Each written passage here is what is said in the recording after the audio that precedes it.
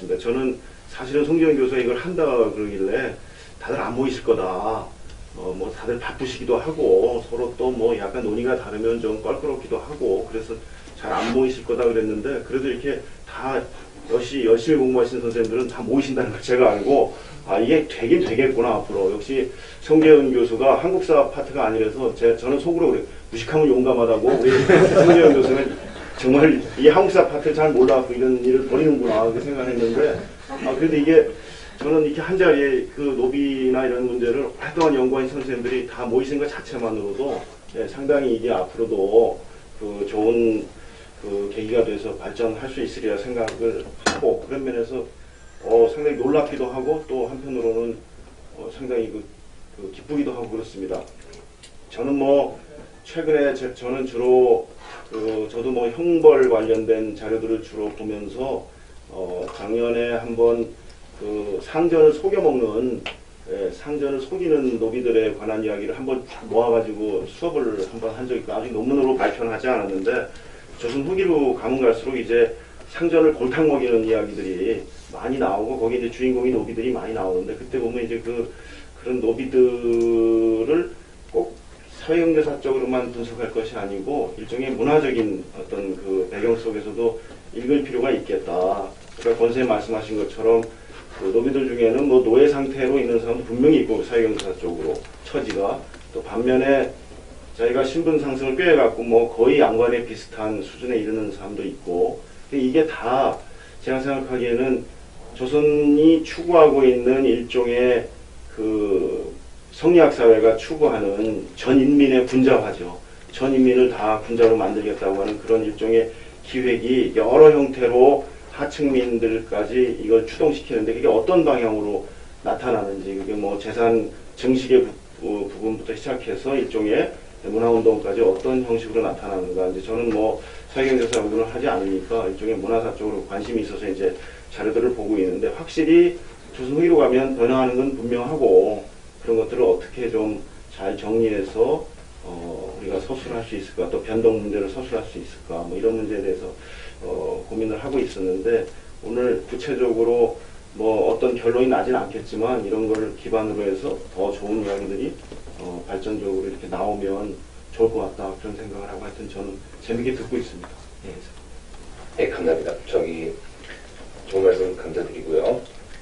그 다음에 구범진 교수는 이제 서울대 동양사학과에 계시는데 중국 근현대사 전공자이시고 그래서 제가 모셨습니다. 개인적 친분이 두터워서.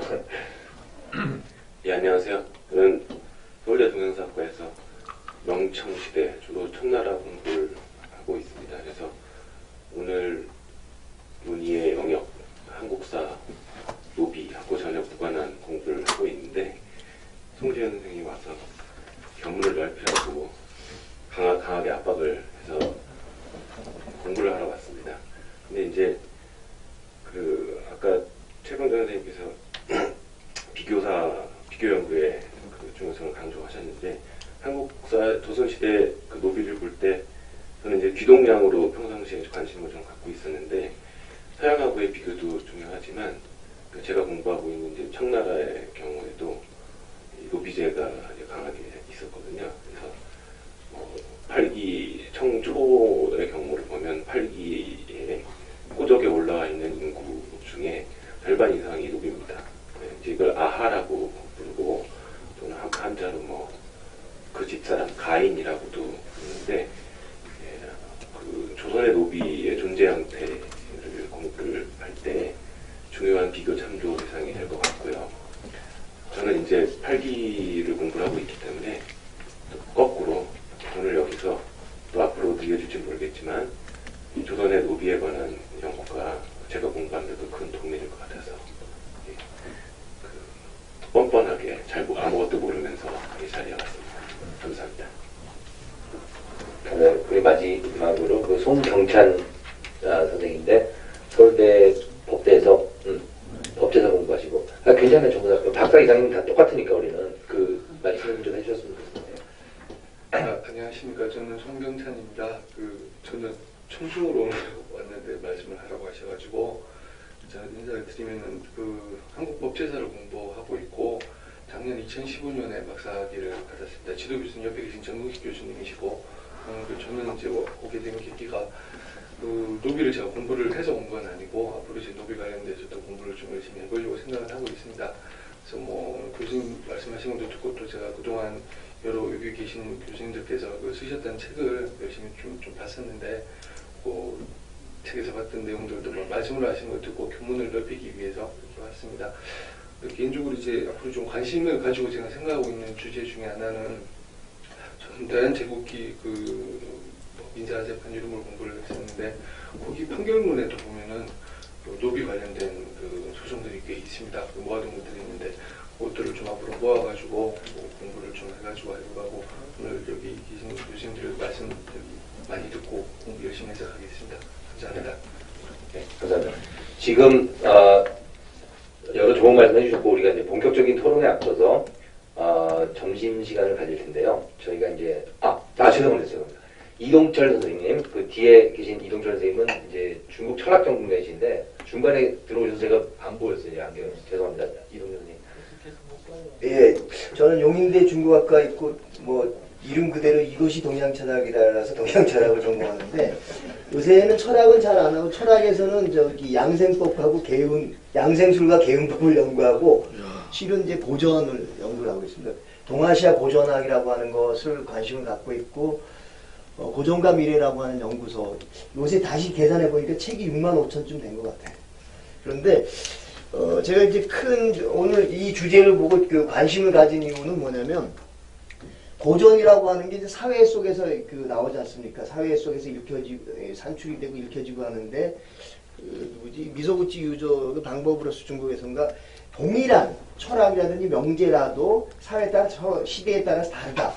예를 들어 퇴계가 주자의 얘기를 반복한다고 해도 그것이 예를 들어 어느 사회에서 얘기했느냐에 따라 다르기 때문에 철학을 공부하는 사람들이 아주 중요한 게 뭐냐면 소설을 많이 읽어야 된다라는 식의 얘기를 하더라고요. 그 당시의 소설. 그래서 사회적 배경. 그래서 저는 항상 제가 이제 민속학이라든지 저변이 되는 데에서 같은 밑에 이제 그걸 고민을 하고 두 번째로 뭐냐면 비교하고 교류의 관점이 필요하다라고 하는데 사실 저는 판례가 조선의 노예사회 저도 이제 직접 읽는 게 아니라 그런 풍문을 들었을 때 소핫 왜냐면 미국도 노예사회예요. 그렇죠? 미국은 거의 1960년대까지 노예사회라고 그리고 보니까 판례도 그렇게 얘기를 하더라고요. 그러니까 어느 면에서 한국이 미국을 그렇게 모델을 아메리칸 모델을 빨리 흡수할 수 있었던 것은 사회 구조적인 동질성이 있었기 때문에 왜냐면 19세기, 20세기까지 노예제를 유지한 전 세계적 유일한 두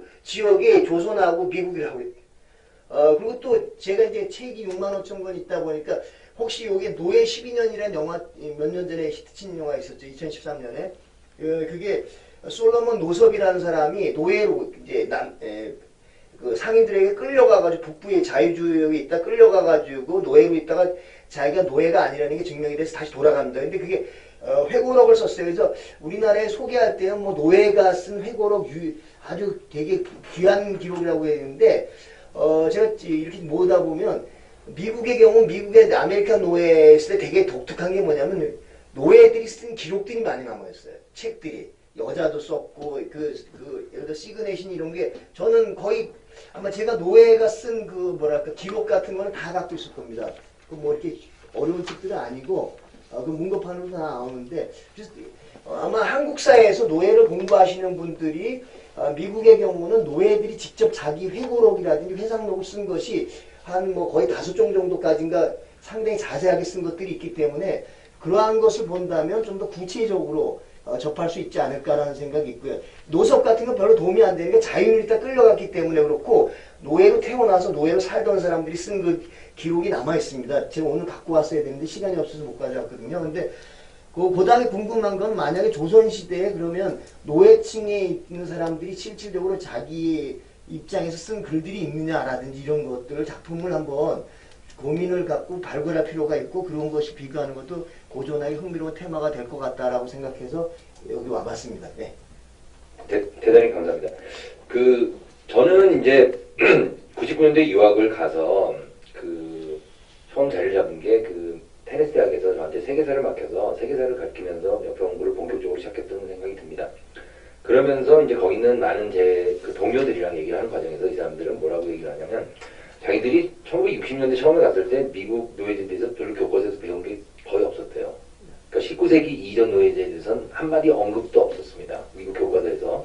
그리고 노예제에 관한 연구는 그 이후에 70년대, 80년대 주종을 이루면서 아직까지도 굉장히 핫한 이슈로 미국 사학계의 주요 테마가 되어 있습니다. 그러면서 이제 그 사람들이 저한테 물어보기를 왜 한국에는 이제 흔히 우리가 알기로 그 올랜도 페러튼 같은 이런 사람들이 만들어 놓은 상식인데 그렇게 노예가 많은데 거기에 대한 연구가 어떻게 진행되고 있느냐 저한테 그렇게 많이 물어요. 그리고 자기네들은 그 미국 그 노예제를 보면은 사실 60만 정도가 아메리카 대륙으로 들어왔거든요. 북미로.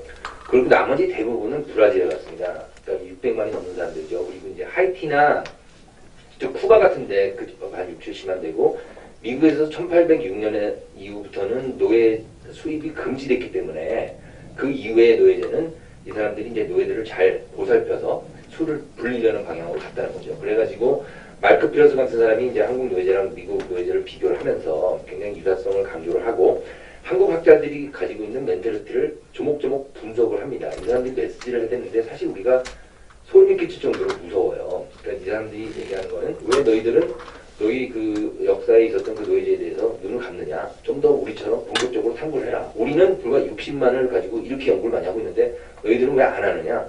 이게 이제 미국 학자들이 우리한테 묻는 거거든요. 그리고 제가 보기엔 이건 정당한 질문입니다. 우리가 학자들이 이 질문에 대해서 답할 수 있어야지 우리 역사를 제대로 보는 거고 또 우리 역사를 제대로 봐야지 우리 한국이 발전을 한다고 생각하거든요.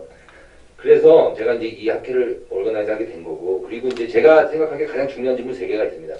왜 조선은 제임스 팔레가 얘기하는 노예사회가 되었느냐? 노예사회가 맞든 아니든 왜 30% 내지 40%의 인구가 노예가 되었느냐? 이게 가장 중요한 세계사적 질문입니다. 실제로. 아까 저기 뭐 팔기군 얘기도 하시고 그랬지만 제가 공부하는 송대, 남송대 보면 노예가 있어요. 근데 이 사람들이 자기 몸을 팔아가지고 노예가 되지만 그게 세습이 안 됩니다. 불법으로. 세습될 수도 있지만 불법입니다. 그거는. 그리고 그 수가 많지가 않아요. 그래서 고공제로 갔다는 것이죠. 그런데 조선에는 분명히 있고 우리가 분재기 같은 걸 보면 실제로 매매가 되고 상속이 되고 물건처럼 분배가 됩니다. 이 현실을 우리가 피해갈 수 없는 거고요. 이건 세계사학계가 다 주목하고 있는 거기 때문에 또 하나는 우리는 어떻게 해서 양민화에 성공했느냐. 양민화가 좋은 거라고 놓다고 보면 왜 노비들이 어디로 다 사라져버리고 우리 사이에서 노비가 지금 없지 않습니까? 이게 갖고 있는 의의가 뭔지 우리는 어떤 과정을 통해서 소위 말하는 노예 해방을 이뤘는지 아까 올랜도 페러슨이 책에서 썼던 주제도 크게 보면 노예가 되는 과정 그리고 노예 신분을 벗어나는 과정에 관한 책입니다. 저 책이. 그러니까 우리 역사를 보면 제가 보기에 제2의 테마는 바로 그거라고 생각하고 세 번째로 그러면 노비제는 우리에게 오늘날 우리에게 무엇을 남겼느냐. 마크 피러슨 같은 사람은 뭐라고 얘기를 하냐면요.